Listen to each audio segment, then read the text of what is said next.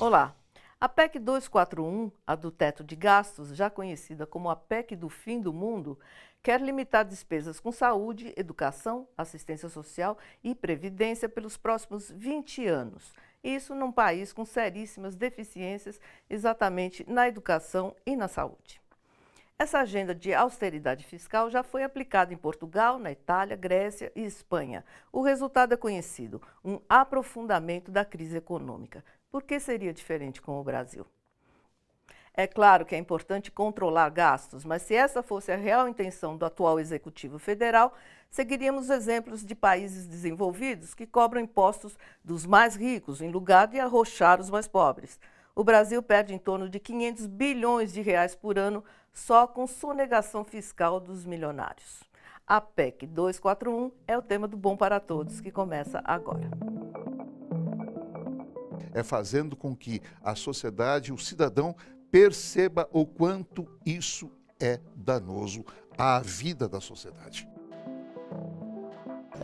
A gente começa a analisar que tudo que está vindo pela frente é para afundar o país cada vez mais. É como se a parte transitória da Constituição pudesse anular, durante 20 anos, a validade do direito à educação, do direito à saúde, do direito à seguridade social. Ao explicar a PEC 241, Michel Temer diz: é como na casa da gente, se um mês gastamos mais, no outro economizamos. Aparentemente está certo, mas nossa casa não é a nação. Nós não temos que, com um salário, cuidar da nossa família e ainda garantir o conforto de todas as pessoas do nosso bairro, da nossa cidade, do nosso estado, do nosso país. O que o governo está pretendendo fazer, na verdade, é abrir mão das suas obrigações sociais. A PEC 241 é uma proposta de emenda à Constituição. Aprovada pela Câmara Federal, ela estabelece um teto nos gastos do governo e atinge as chamadas despesas primárias, tudo em nome de equilibrar as contas públicas. Ela propõe uma mudança na Constituição, por isso que é um projeto de emenda constitucional que vai fazer com que os gastos, as despesas que o governo faz com educação, com saúde, com infraestrutura, com aposentadorias, com assistência social, como Bolsa Família, só possa crescer por 20 anos o correspondente à inflação do ano passado, tá?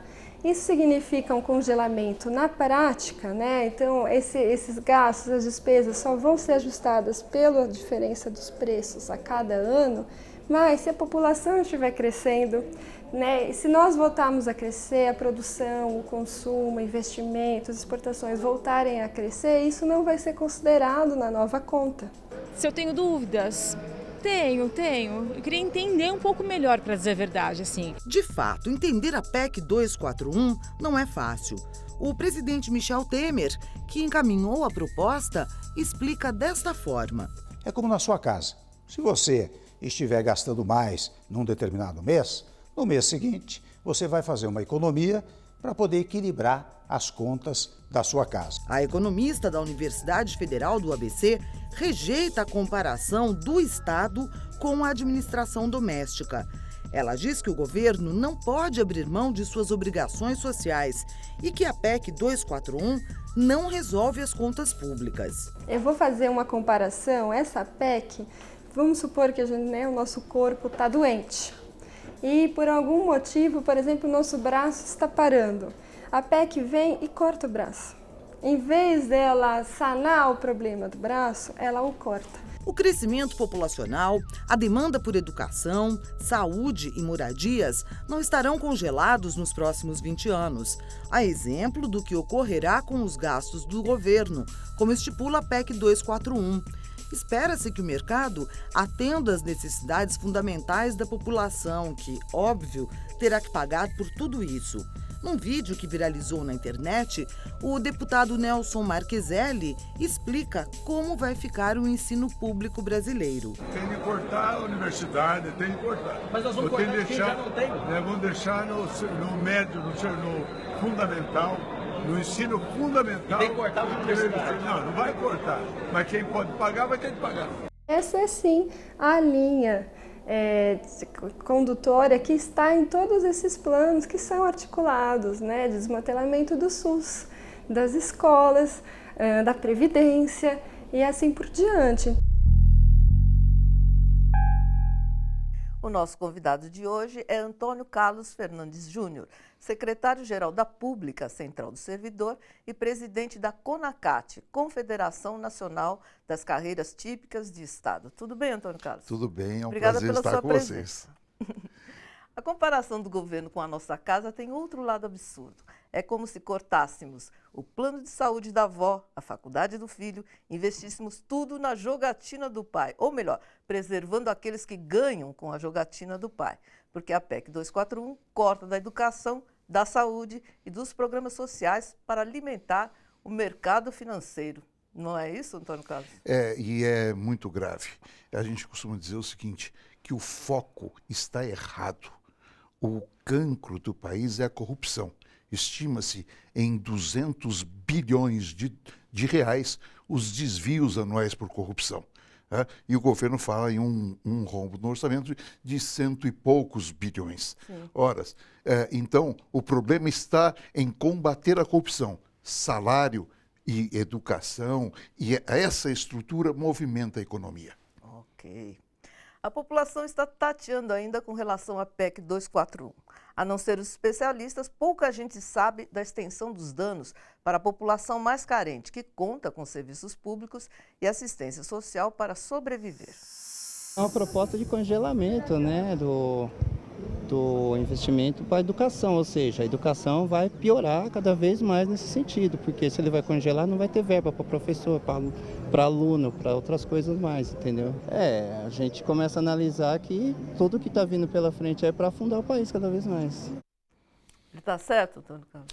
E nós temos, assim, coisas que têm acontecido na PEC 241, que nos levam a crer que vai ser um momento divisor de águas muito sérias na vida social. E é isso que nós temos que realmente alertar a sociedade, que é um momento em que vai haver uma ruptura histórica. Se você pegar e olhar de um ângulo mais amplo, você vai ver que nós estamos diante de um momento que não pode, de maneira alguma, haver uma ruptura dessa sem uma ampla discussão com a sociedade. Pois é, e por que eles não querem discutir com a sociedade? Porque aí a gente entra naquela questão, né, Maria Amélia, que, por exemplo, eles falam em controlar gastos do orçamento e focam os 18% da Previdência, por exemplo. Né? E eu não vejo ninguém falar nos 47% que são o serviço da dívida. Que sustenta todo um sistema financeiro internacional, que não estou falando em calote, não, tem que ser cumprido, mas tem que ser revisto.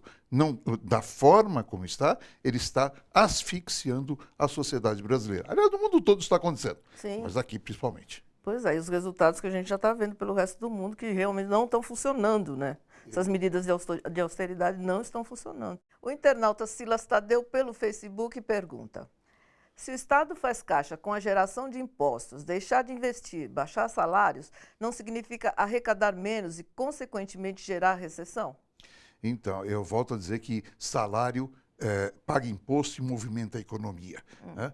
E nós, então, temos que fazer o foco na gestão pública, né? Em nível municipal, estadual, federal, em todos os níveis.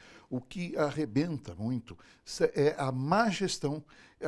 Ela é responsável, paralelamente à corrupção, aos desvios, a má gestão ela faz que escoem pelos lados recursos que eu acho que não são adequadamente ainda dimensionados. É meio como quando se perde de água tratada na Sabesp, né? Não Por um pouco exemplo, assim? é um bom exemplo esse, Maria Amélia.